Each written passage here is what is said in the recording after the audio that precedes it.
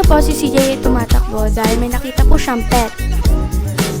Dahil matagal niya na po gustong magka-pet ay tinuro niya agad ito at gusto na po ipabili kay Daddy.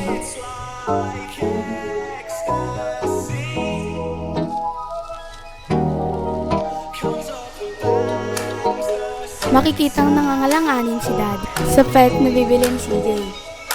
Habang kami naman po ay nagtuturo nila kuya. Yan po yung pet na gusto ipabili ni CJ kay Daddy.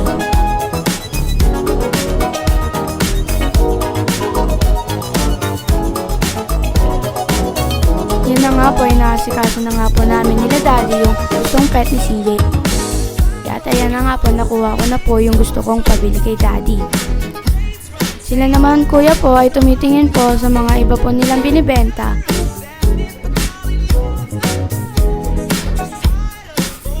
Diyan nga po makikita niyo po, nagtuturo pa rin po si CJ pero hindi na nga po namin yung binili.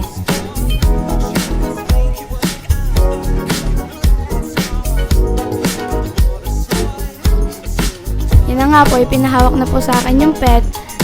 Yun nga lang po ay tumalon.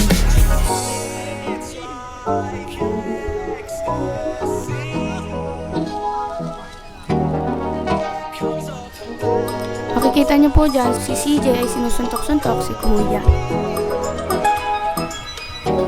Yun na nga po, kinukuha na nga po namin yung gustong pet ni CJ.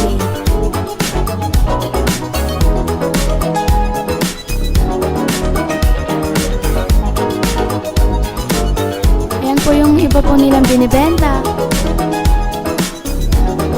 Bumili na rin nga po si Daddy ng lalagyanan o tirahan ng pet. Nakikita niyo po ba?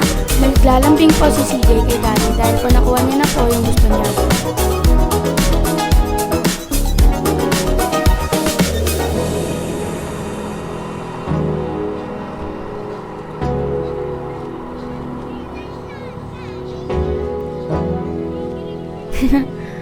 At dyan nga po, nag-aarutan po kami ni CJ. Dito nga po pala ay pinapaliwanag kay Daddy kung kailan papalitan ang kusot nito at kung kailan papakainin ito.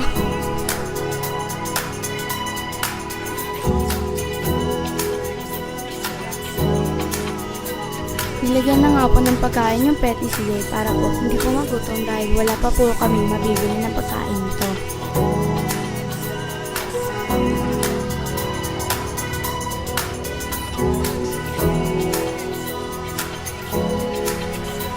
Pagkatapos nga po namin bumili ay naglakad-lakad po kami at naglibo dito sa pagkakas.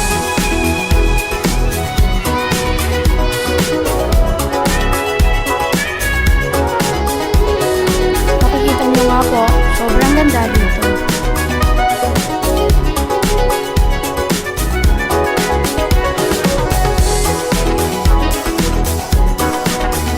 Sobrang ganda ay maraming pumupunta.